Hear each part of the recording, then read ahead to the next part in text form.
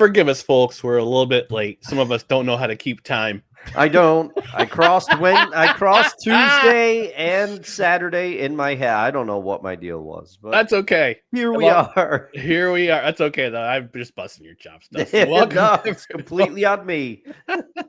Welcome, everyone, to... Oh, that's not what I wanted. This is what I wanted. Welcome, everyone, to No Credentials Required. I'm off now. Welcome to No Credentials Required, where you don't need a press pass to talk sports. We are presented by Belly Up Sports. My name is Ryan McCarthy. I'm one of the hosts. To my right is a man who definitely didn't cut his hand on glass during a team dinner on Thursday, Dustin Henry. Dustin, how we doing today? That's what the freak accident was? That's what the freak accident turned out to be. Okay. Oh, man. Oh, geez. I'm doing all right, other than the fact that I don't know what I was thinking. But I'm ready. I'm ready to do the show with you. I got up. I had some cereal. I kind of took my time. I was like, well, I'll be good to go. I was just, wow. It's a mistake by me, but we're here now. We're ready to go. And thank you for your patience, sir. Also, how are you today? At least you weren't caught having a fun time on camera. Let's just put it that way. Yeah. Some other content creators. Oh, geez.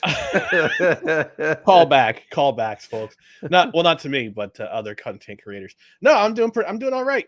Saturday morning had some eggs and bacon in a wrap for breakfast. Got my Invader Coffee. Nice. All nice and warm. Cat's doing great. He's happy. He's in the sun.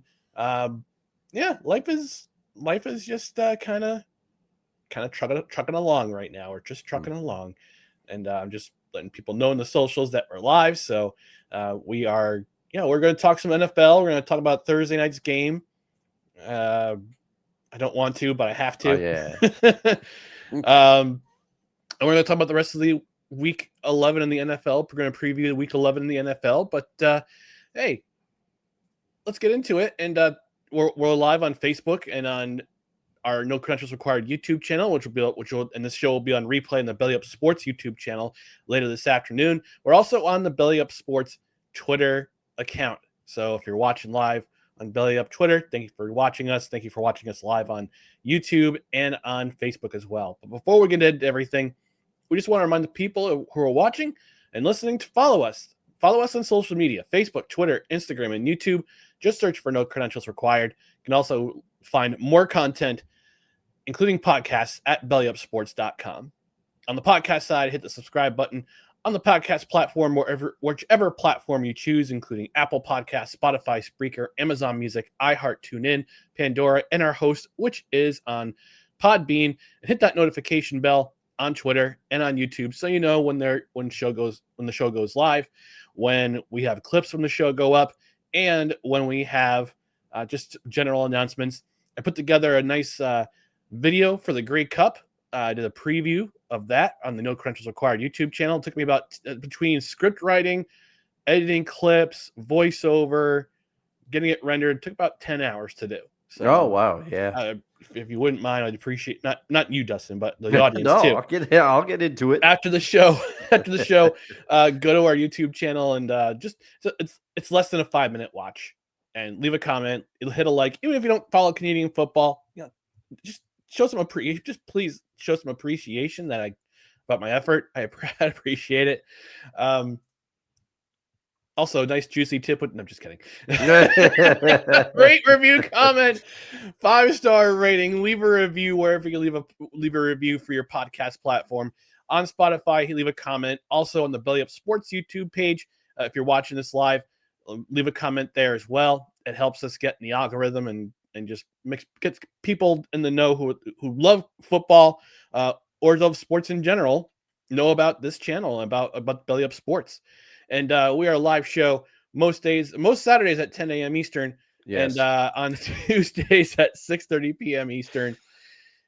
I know we're a little late this morning, but I know there's never a bad time for chime time. No, never a bad time, whether you're late or on time. It's always chime time. That's right.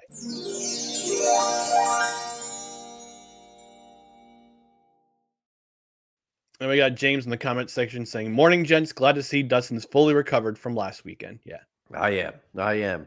Ryan, too. He stayed for a chunk, and he also had to bring my niece home. So thank you for that.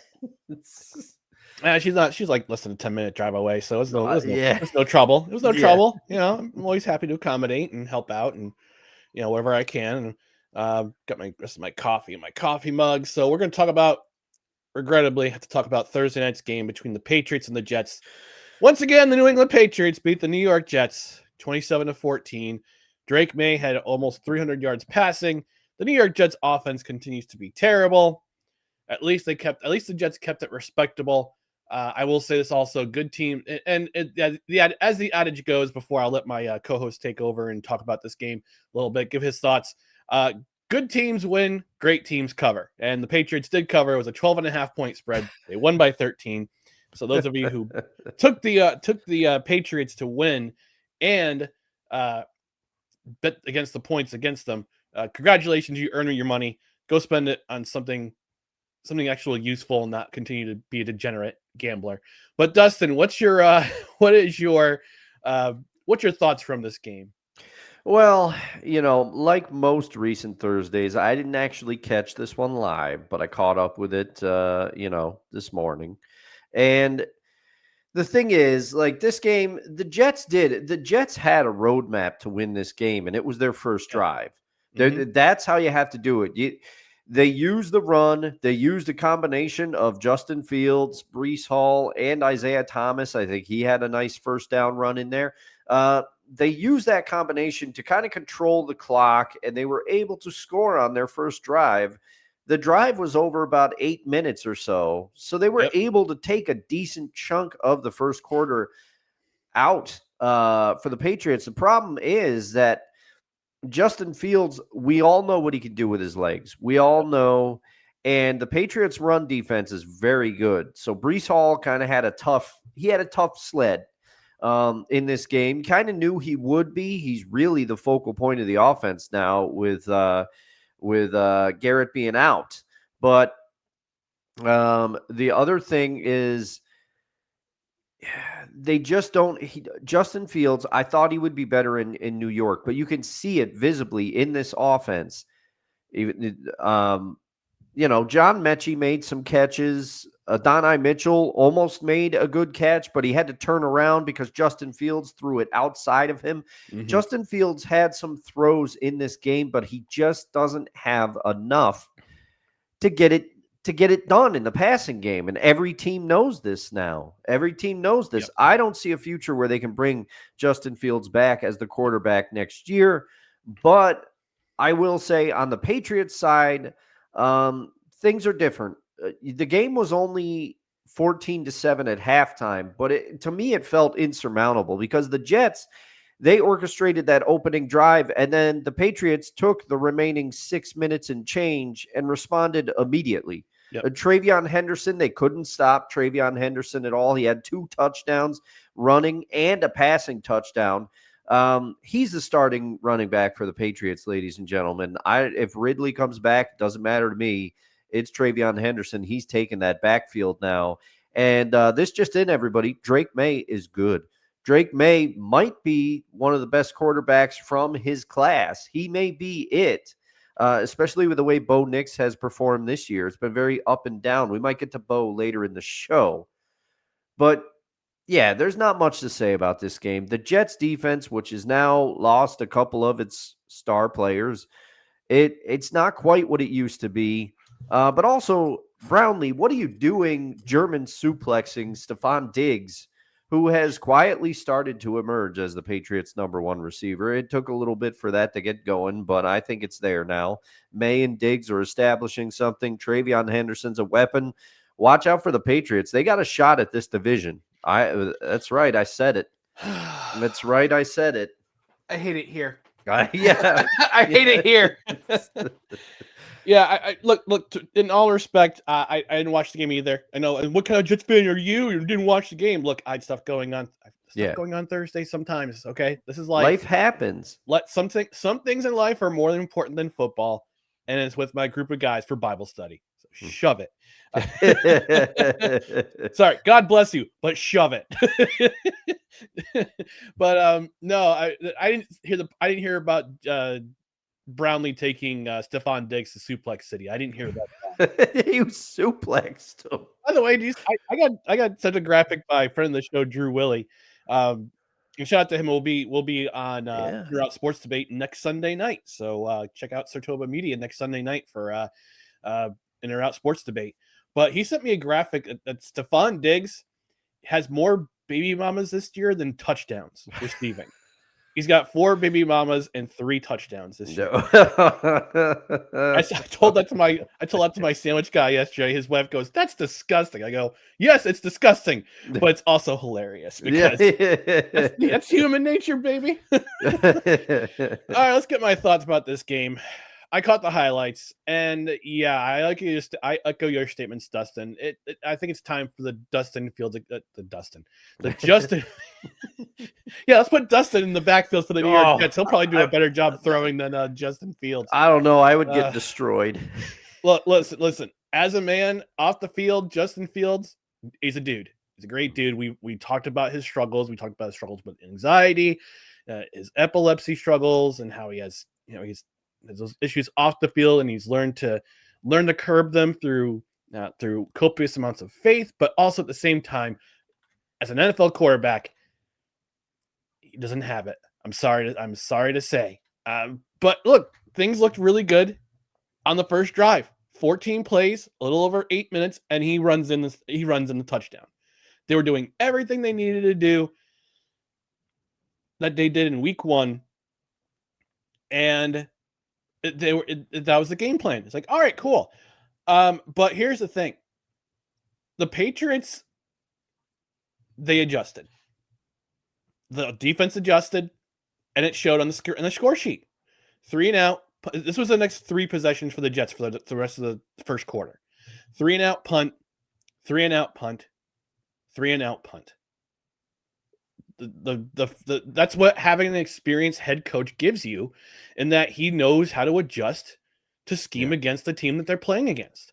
And that's the difference between him. That's the difference between Mike Vrabel, who I thought the Jets should have gotten as soon as they let go of Jeff Ulbrich.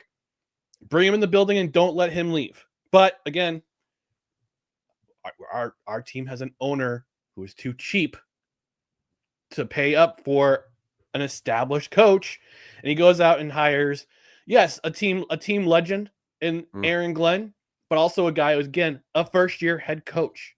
Yeah. This is why the Jets are a running joke in this league. Just wash, rinse, repeat over and over and over and over again. And what does it get you? Granted, when Herm Edwards was coach of this team, things were great. They drafted well. They developed players well.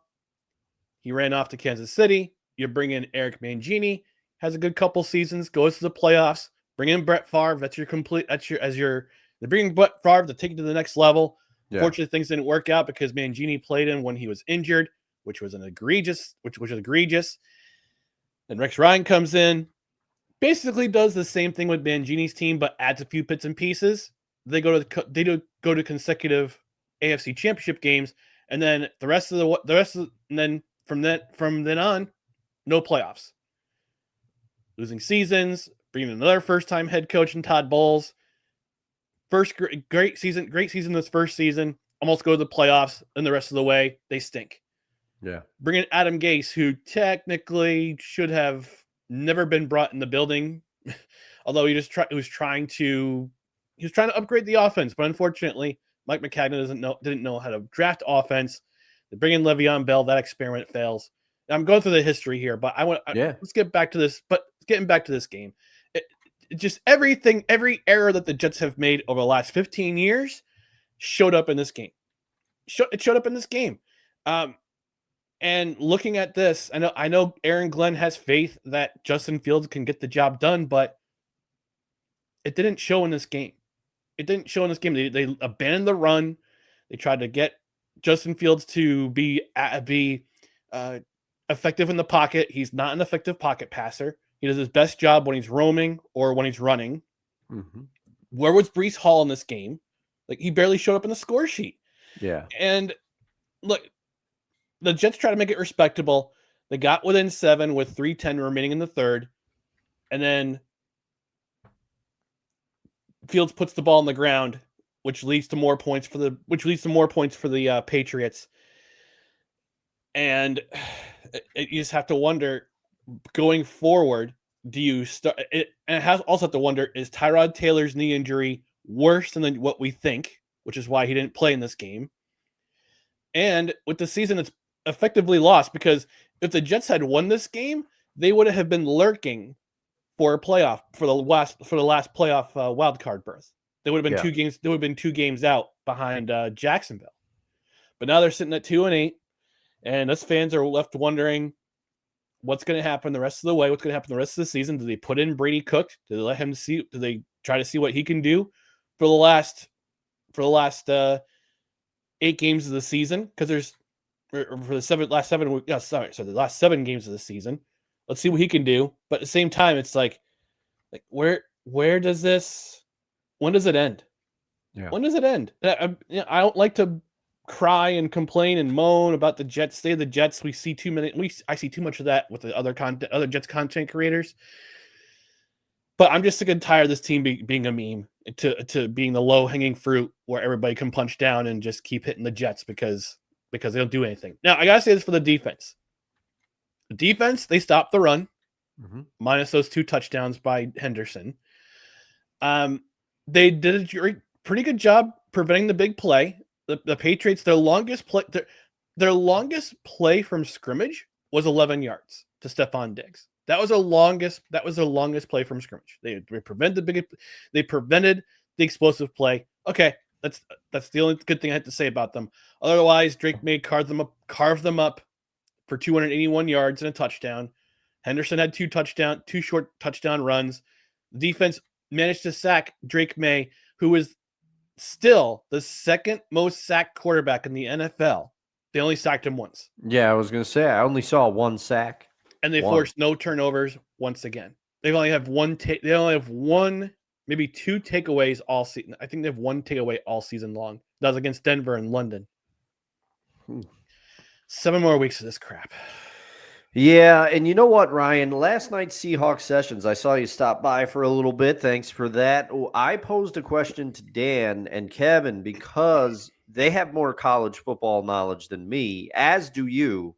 But I have heard that this quarterback class, next year's quarterback class, is the one that you really want. So if you're the New York Jets, do you try to go get, and I use the same example for the Cardinals because we think Kyler Murray's done. Oh, and yeah. He's done. And Jacoby Brissett is not going to be their starter. Do you go get somebody like Mac Jones from the 49ers? Because if Brock Purdy returns, he becomes expendable.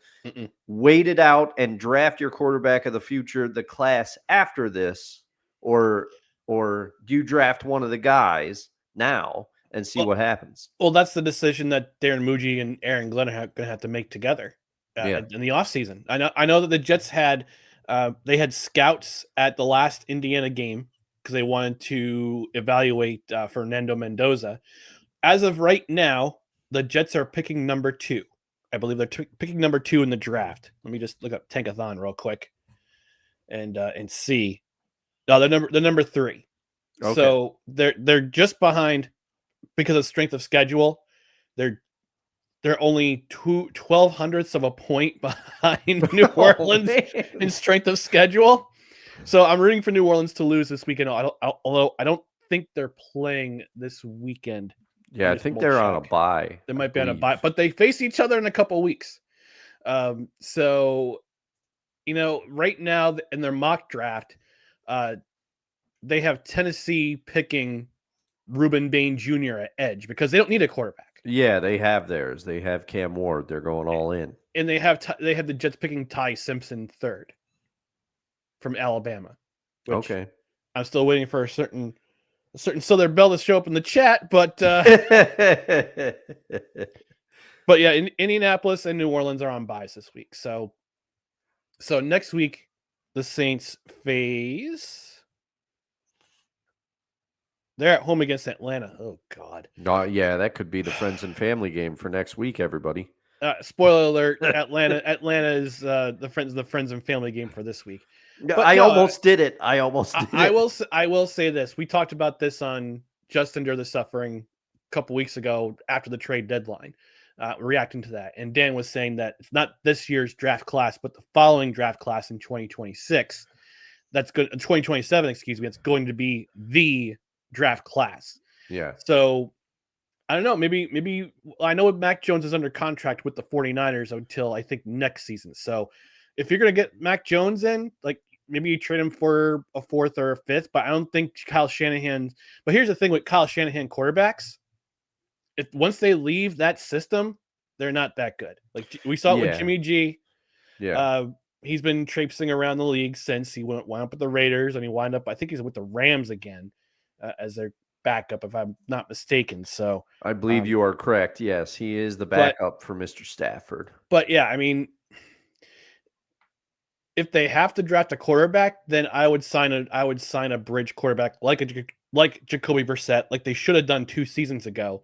But he wound up going to Washington and then this past season going to Arizona. So I think that if they sign Jacoby Brissett, bring him in as a bridge, have him learn to have the quarterback develop, learn the system, maybe 1 or 2 seasons away, maybe play him if they're out of the playoff picture next season, which I predict they probably will be.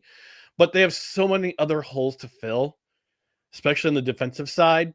They need some help. They need some depth at safety. They need depth at linebacker. They need a more effective linebacker. I love me some Quincy Williams, but I think they're going to be releasing him next season. Yeah, they're going to be parting ways. They got to be parting ways, and I think they overpaid for Jimmy and Sherwood, who has not been the same player. But again, it's a new system with Steve Wilks, and also you have to wonder if Steve Wilks is going to have a job after this season too, or eventually if Aaron Glenn's going to have to call a defense. Because look, Dan Campbell called the offensive plays last week in Detroit, and they had over almost 600 yards of offense and scored 44 points. Yeah, it kind of leaves me to wonder, what if Aaron Glenn were to take over the calls for the defense, and they go out and have a great game, actually force turnovers, get to the quarterback. Yeah, I mean, McDonald, as far as I understand, he calls the defense for the Seahawks. They have a D coordinator, but he's got control of the defense. Yeah. So there's different ways to do it. And before we go on a commercial break, James has a comment saying, organizational competence, it'll revolutionize the industry, guarantee it. Yeah, I mean, we see it with the Eagles, we see it with look, if you have an owner who will do anything to win, like Jeffrey Lurie. He's maniacal. He hires Howie Roseman. Howie Roseman does his Sith magic. I don't know how he does it. I don't know how he does it either, but somehow, like, he gets these players to gets all these elite players, and look at where they are. They're number one seed in the NFC right now. And for the most part, they're all happy except for AJ Brown. Everybody. Yeah. Yeah. If you have me in fantasy, drop me. Oh, man. Yeah, go have a conversation with the OC, all right? Look at the Patriots. Robert Kraft. He made a mistake in hiring Gerard Mayo. God bless him for trying. But when he saw Vrabel was ready, he's like, yeah, let's come home, Mike. Come home, Mike, and build a winner again with the Patriots. And that's what he's doing right now. Granted, the Patriots have one of the easiest schedules in the NFL, and they've beaten some dog crap teams, including my New York Jets. But 9-2 is still 9-2. Yeah. I'll give them that. And with the way the Bills have been, that division may not run through Buffalo. And we'll see how things shake out if the Patriots make the playoffs. Then we'll see. And, it's kind of got a similar feel to a game that we just might talk about later.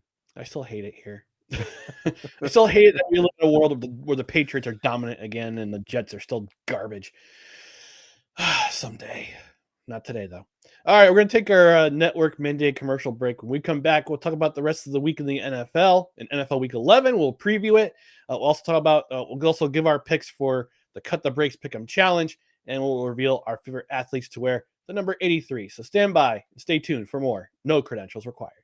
This episode of No Credentials Required is brought to you by Invader Coffee. For the coffee lover who wants good, quality coffee with no bullshit and no filler, Invader Coffee is an ultra-premium, veteran-owned coffee company proudly delivering only the best coffee your hard-earned money can buy. They aim to only serve the highest quality, organic, air-roasted coffee beans sourced from free trade farms all over the world.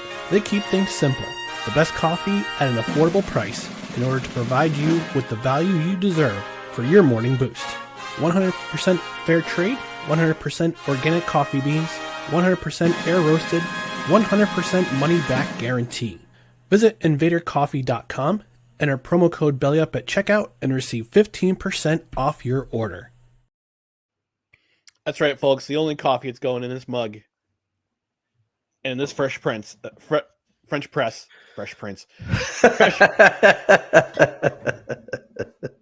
Will Smith is going to make your coffee for you. This coffee slaps. It's Invader Coffee. Invader Coffee is some of the best coffee I've ever had, honestly. And it's so smooth. It's so drinkable. Low acidity. 100% air roasted beans from all over the world. They take great care and great time to make this coffee, and it is well worth the price that I've paid for this coffee. Listen, you're going to pay a little bit more for these other brands, for these smaller brands.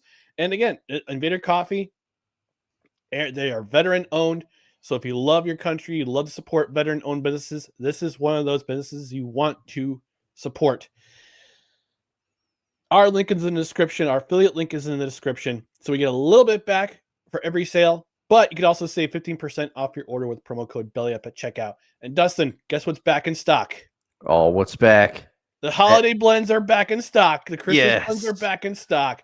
After the show last week, I ordered Bad Santa and I ordered some cookie crumble. So they'll be coming to my door any day now.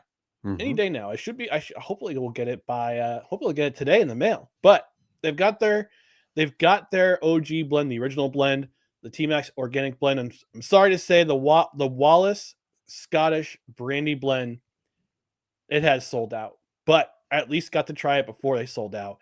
The Blackheart blend is also sold out, but they filled up pretty. They restocked those shelves pretty quickly. So yeah, don't get too discouraged. And the Invader Coffee holiday box is back as well. So you get all three holiday blends: the Bad Santa, the Cookie Crumble, the Jolly Java. You get it in one holiday box. It's awesome. You want to check it out? They got cold brew. You got their original cold brew, which is also delightful. The Chocolate Lust, the Valentine's Day blend, is back in stock for a limited time, as is the rum coffee. And as always, they have the whiskey blend and the break in case of emergency blend. But yes, go to Invader Coffee. It's our affiliate link is in the description. So use our affiliate link. It helps our show tremendously. It lets Invader Coffee know that we sent you. And you want to save 15% off your order with promo code BELLYUP at checkout. And as always, the Invader Coffee, you get the no credentials required seal of approval. Oh yes, I have the Wallace blend still left myself. I have the OG blend right now. Yeah, I have the Bad Santa. Thanks to you, you're a man of your word. And I also got a notification. Sign up for the notification because it helps. Yep. I got a notification that Donut Dealer was back in stock. I was able to secure a bag, and they said, we will notify you when it ships. Hey. I got to go back through my email to see how long ago that was, because now I'm remembering. But, they're pretty good about keeping track and letting you know when things restock as well. Yep. That's probably my problem this morning, because I got to go to work after this, so I didn't have my Invader. So that's why I was all out of sorts this morning and got things crossed in my head. Invader will help you not make those mistakes. That's right. That's right. And in addition to those coffee blends, you can also buy a bag of coffee for a deployed military member through the Move America Forward Foundation, because the last thing you want on the battlefield while battling the bad guys is a crappy cup of coffee. And Invader Coffee, I've never had a crappy cup of coffee from them. Yeah. So go to our affiliate link, help our show. Let Invader Coffee know that you support them through us. And again, 100% money back guarantee if you don't like it, but I guarantee you, 100% guarantee you will love it. All right, let's move on to week 11 in the NFL. We're going to preview the rest of it. By the way, Dustin, I checked the lines for next week's games. New England is playing Cincinnati because, of course, they are. Okay. Again, easiest schedule. They have the easiest schedule in the NFL this year. I don't know how they keep getting away with it. The line at Cincinnati, the line currently is 6.5 over under 50.5. Well, we already have a line for the Jets at the Ravens next week. Can you guess what the line is for that? I'm gonna say the under is for total. Yeah. I'm trying to okay. I'm gonna say the total is 35. Well, the over under is 44.5. I almost said 42. I should have went with that. But Baltimore is currently favored by 14.5 points. Oh man, double touchdown. Yeah, it's not. That's a motivated Baltimore team. I wouldn't say it's much motivated by Baltimore, but it's just motivated by how bad the Jets are on offense. I mean, but I have to wonder because we keep getting this song and dance every week from Aaron Glenn. I'm not going to tell you who the quarterback is. I'm not going to tell you the quarterback's going to be starting on Sunday. I'm not going to tell you. I'm like, we already know who's going to start. So yeah. And this is based on Justin Fields starting. I bet the line will move if Tyrod Taylor starts or if Brady Cook starts. That line's going to go. There's going to be no line in that game. Oh man. Anyway, back to Week 11. Most intriguing matchup. I'll start with this one. All right. And the most intriguing matchup for me is the Tampa Bay Buccaneers traveling to Orchard Park, New York. That's right, I said it. Orchard Park, New York, to face the Buffalo Bills in what is a handful of games before Highmark Stadium, Rich Stadium, New Era Field, whatever you want to call it, before it closes its doors forever and they move over to the Kathy Hochul Memorial Stadium in 2026.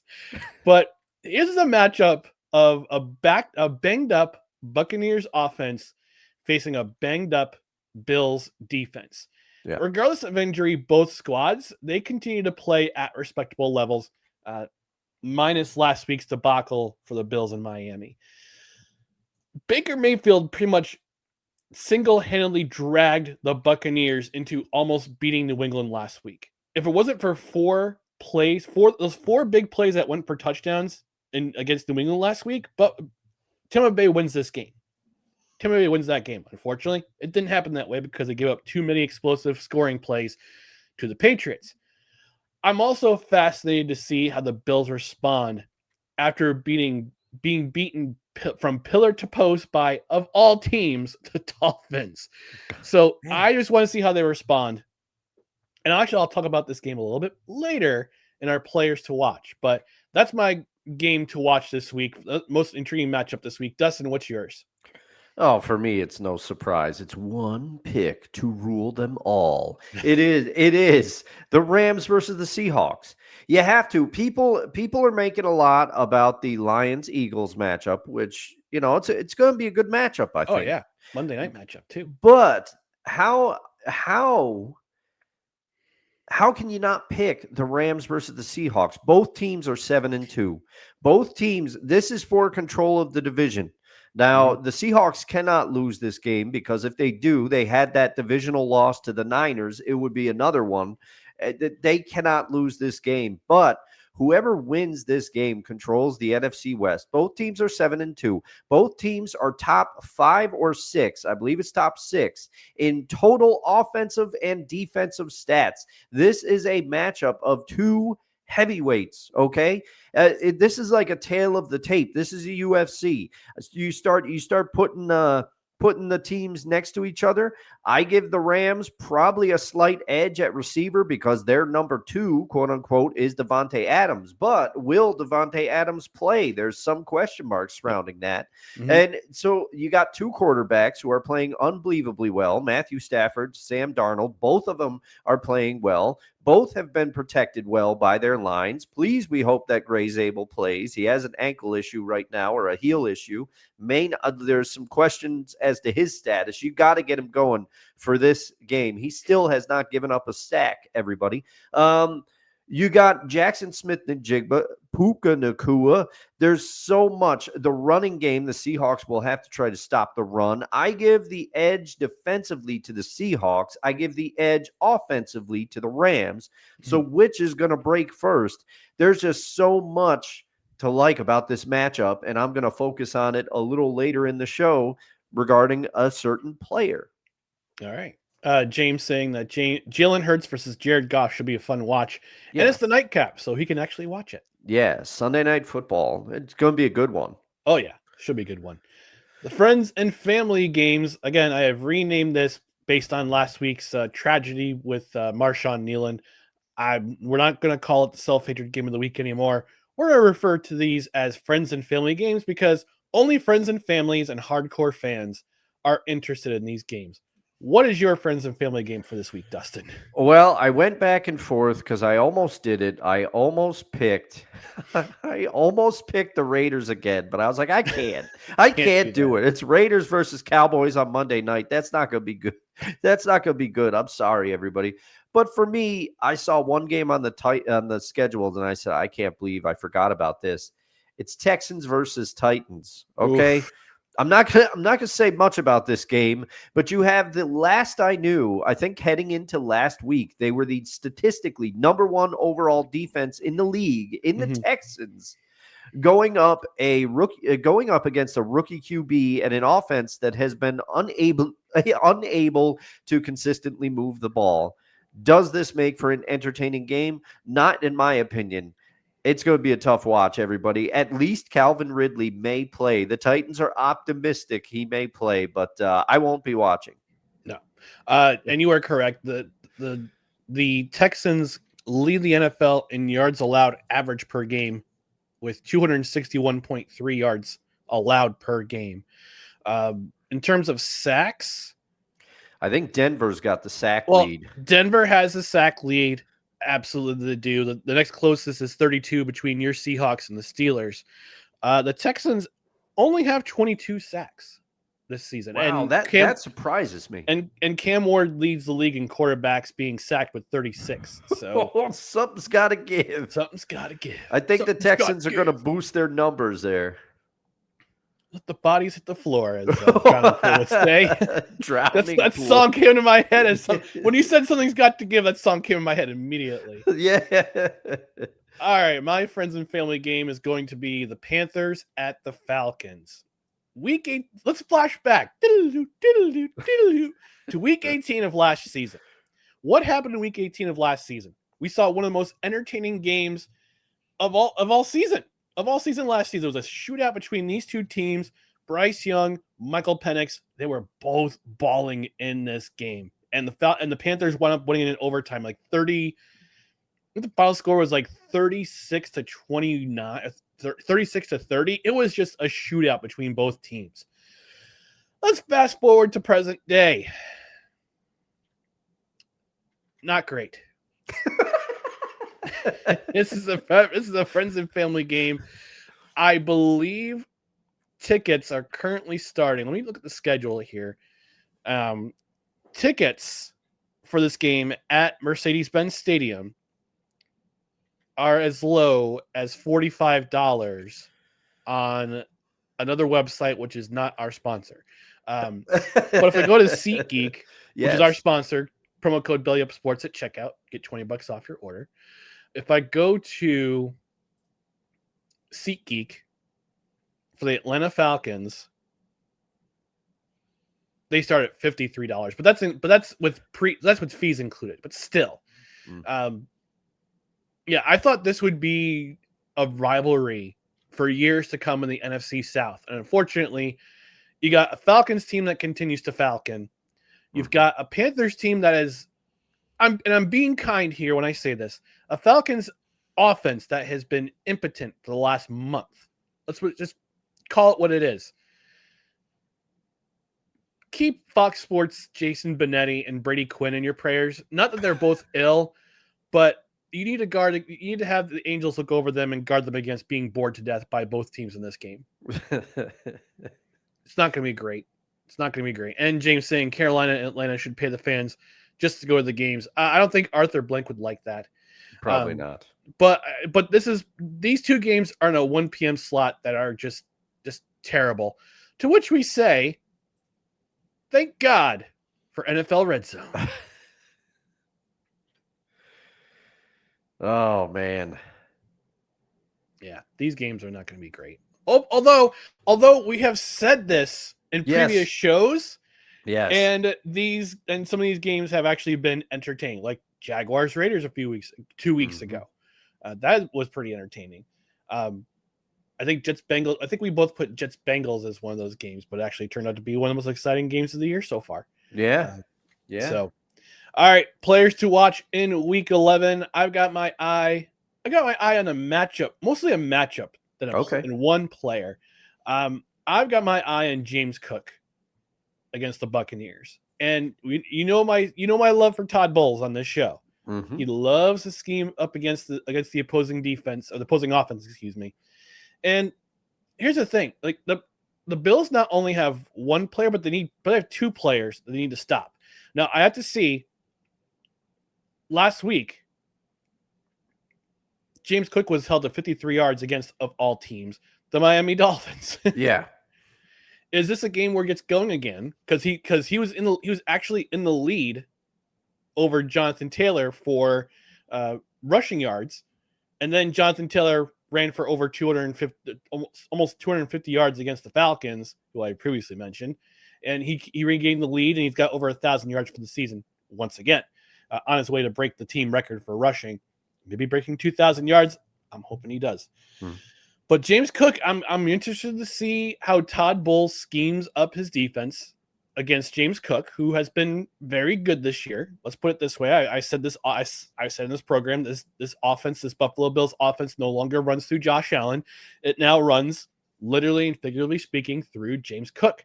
And I want to see how Todd Bowles schemes against James Cook, but I also want to see how he schemes against Josh Allen, because if you take James Cook out of the equation, you still got to deal with Josh Allen. And Josh Allen, we know is going to do his damnedest to save this season for the Bills, at least for the division. Yeah.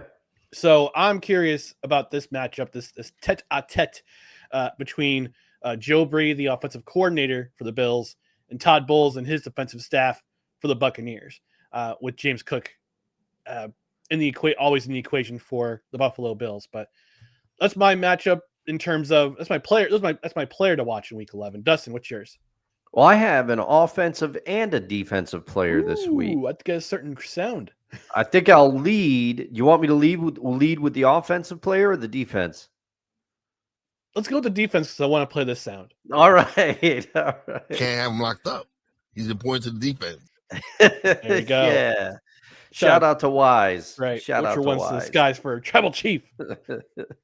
So my defensive player to watch is Josh Jobe, because we got word that Josh Jobe is playing, and in spite of what things may be statistically, Josh Jobe has played like the team's number one corner. So I will be watching to see how he does against either Puka Nacua or Devontae Adams, whoever he's matched up with, whoever he has to cover, because he's going to be key to the game. You have to do your best to try to contain Puka Nacua and Devontae Adams to try to make the Rams somewhat one-dimensional. But then Sean McVay is going to switch it over to the tight ends, which is the one area where the Seahawks defense has been vulnerable. And, of course, you got to worry about Kyron Williams. That's why this game scares me. But I'll be looking at Josh Jobe on the defense specifically to see how he does. Offensively, I got my eye on a certain quarterback for the Denver Broncos.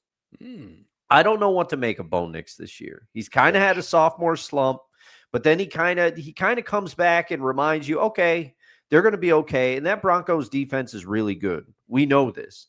The Chiefs defense is also decent in their matchup. Yep. But what I'm concerned about and why I want to watch Bo Nix is I'm not sure if he can keep up with Patrick Mahomes if the game, although unlikely, develops into an offensive shootout. Can Bo Nix demonstrate that he can keep up with Patrick Mahomes? I'll be keeping an eye out for that to see how Bo Nix does, because Cortland Sutton has been a missing man this year. And also, I mean, RJ Harvey. I almost said PJ Harvey, Ryan. It's so hard. One time too many. That's it. You're not getting any more. Yeah. But it is, RJ Harvey, and he shows some explosiveness at times, but they also have J.K. Dobbins there. But Bo Nix is the biggest mystery to me, because if the game comes down to him needing to get into a shootout with Patrick Mahomes, I'm not sure he can do it. Not this year.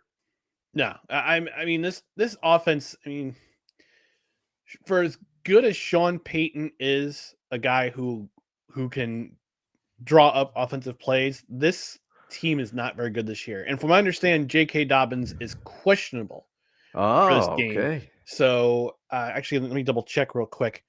But I believe last I saw he was questionable. That means I got to change my fantasy lineup because I have him in my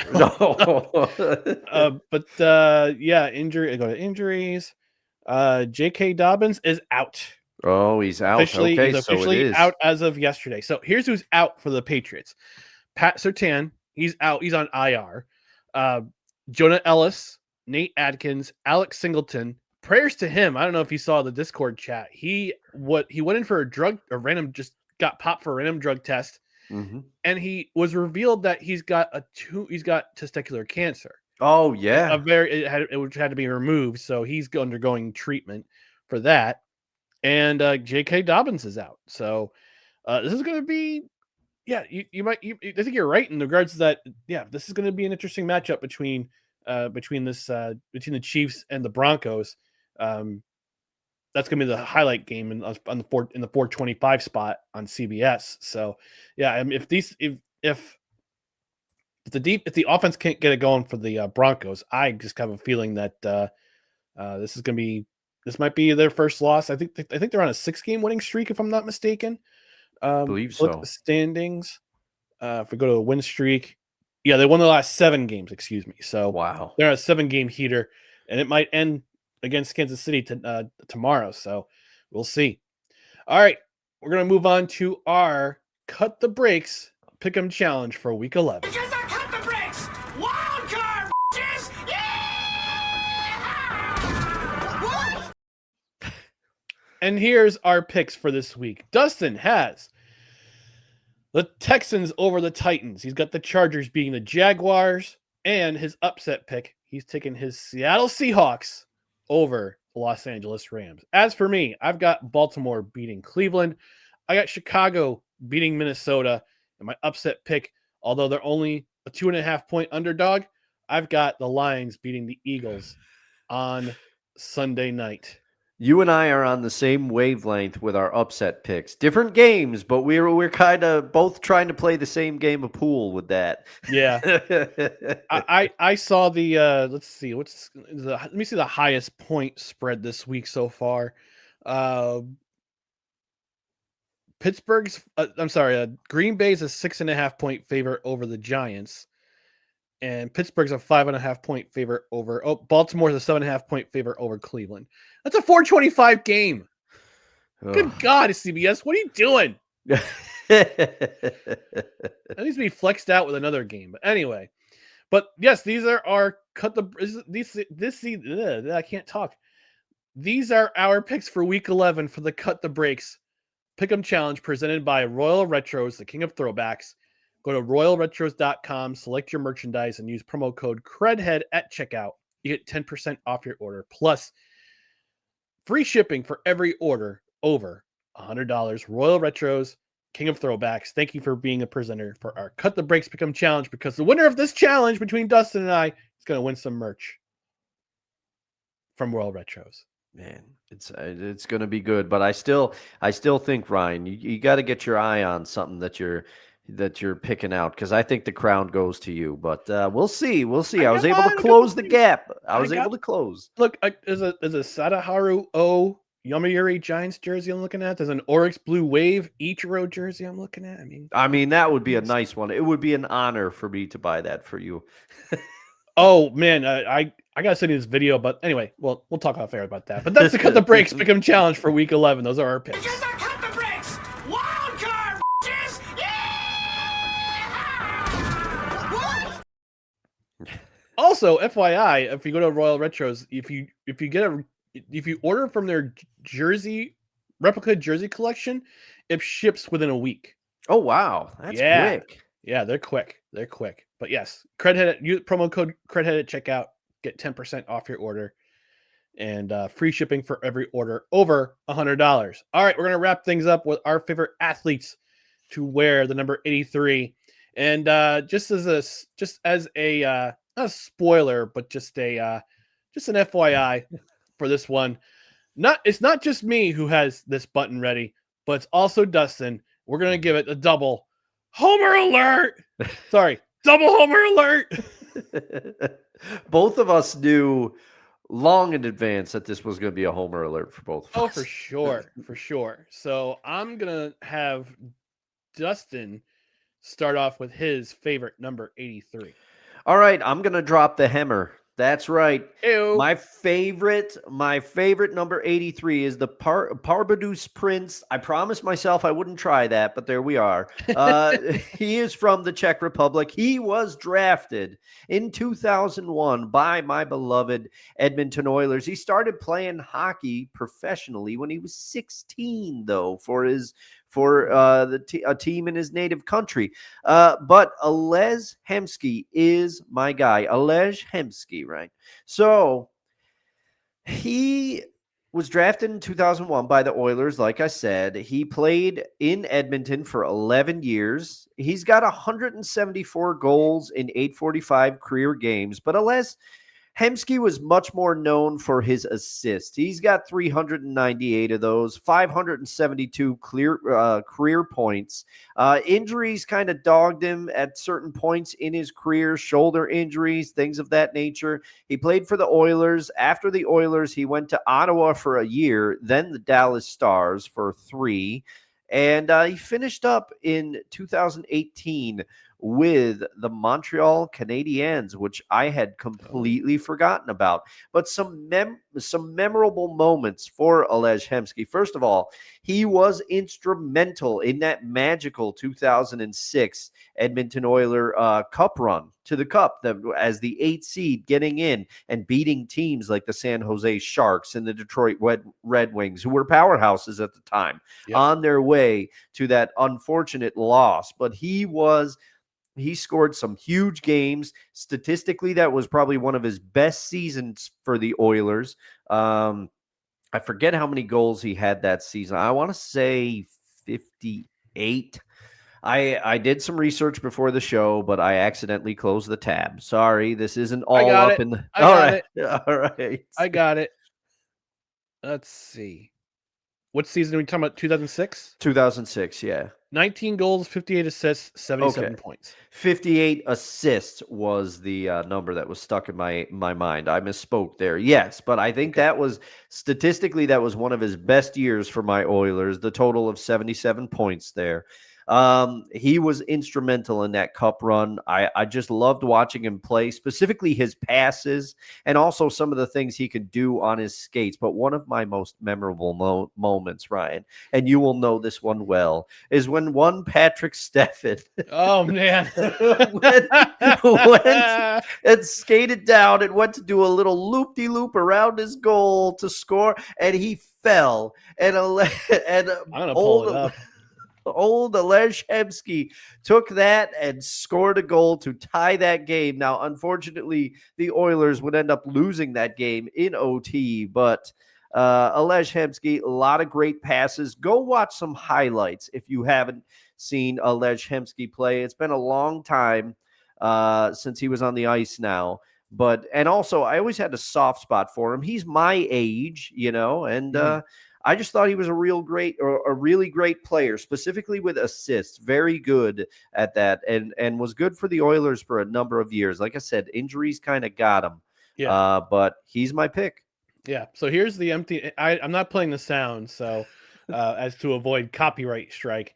Yeah. But here's the goal that we're talking about. He goes, Oops. why would you do that? It rolled. I think the puck rolled off his stick, and there we go down the ring. Oh, score! Beating Marty Turco. Yeah, Marty Turco. Great goalie for a long Solid time. goalie for a long time. Unfortunately, never won. Actually, he might have been the backup for Eddie Belfour when they won the cup in 2000. So, Oh, yeah. I Yeah, think that's if I right. remember correctly.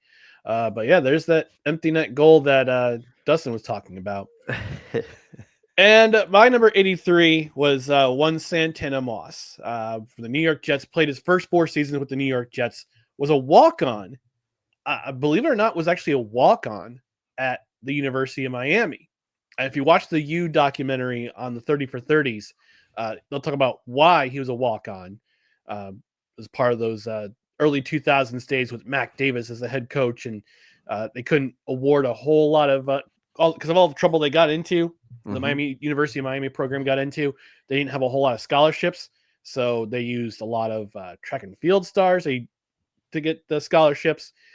Actually, eventually earned a scholarship with the University of Miami after that. I think it was a punt return or kick return against Florida State that won them the game. But I believe it was him who said, "Was it big time players make big time plays?"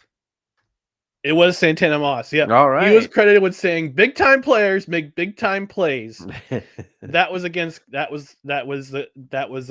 Florida State in 1997. So played his entire college career at the University of Miami. Is actually broke Michael Irvin's receiving record for all-time yards at his career at the University of Miami. Drafted by the Jets 16th overall in 2001. Played only 4 seasons with the Jets. Now he was drafted as a replacement for Lavernius Coles. We'll talk about him in just a moment. But when he was with the Jets, he was considered one of the most explosive receivers in the league at the time. Absolute receiving unit for the Jets. Also a really good punt returner and kick returner. So, but spent his first 4 seasons as a member of the New York Jets. Was traded to Washington for Lavernius Coles, who was traded to the Redskins 2 years prior. who signed with the Redskins 2 years prior because the Redskins offered him more money. Duh. Yeah. But Moss wound up signing a contract, 6-year contract with the Redskins after he was traded, and would actually spend the rest of his career with that team, with Washington.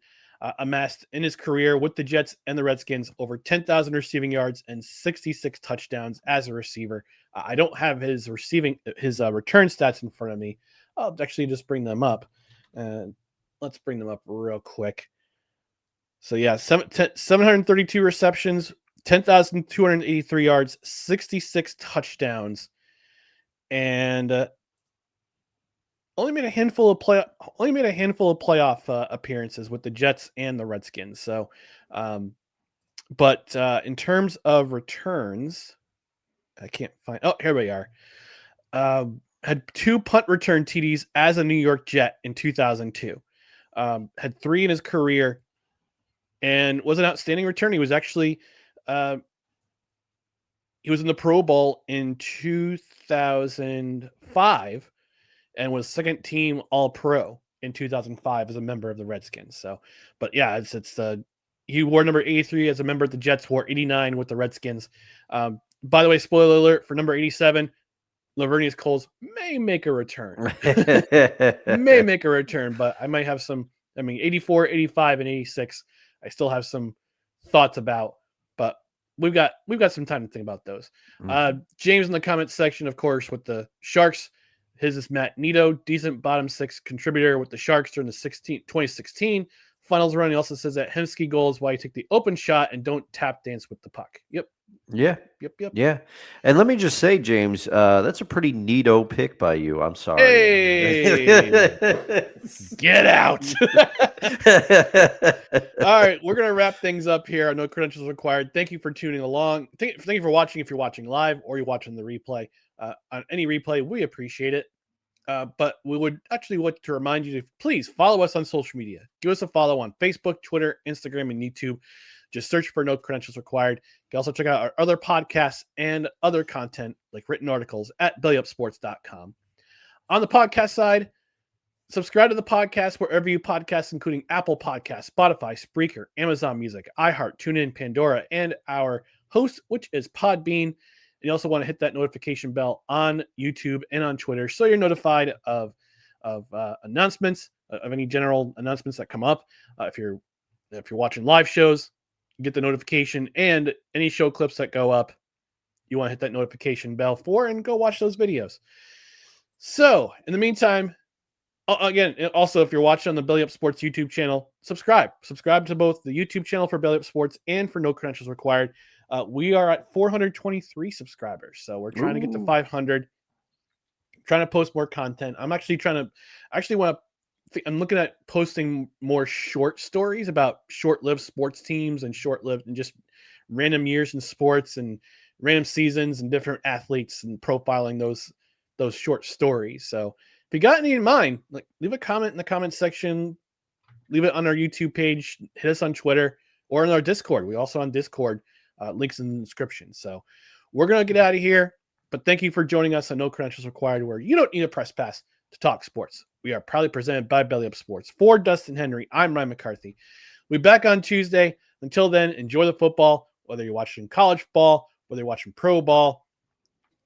We appreciate you stopping by, and catch us on Tuesday night, 6:30 p.m. Eastern on our YouTube channel, Facebook, and the Belly Up Sports Twitter channel. Until then, have a great weekend. Have a safe weekend. Enjoy the football. We'll see you on Tuesday.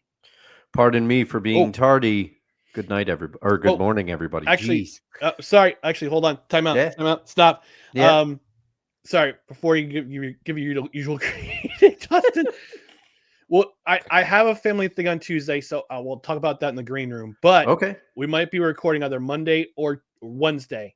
Stay tuned to social media. We'll let you know when we're going to record. So, but in the meantime, regardless, have a safe weekend. Have a great weekend. Enjoy the football. Dustin, lead us out. Good morning, everybody. There we go.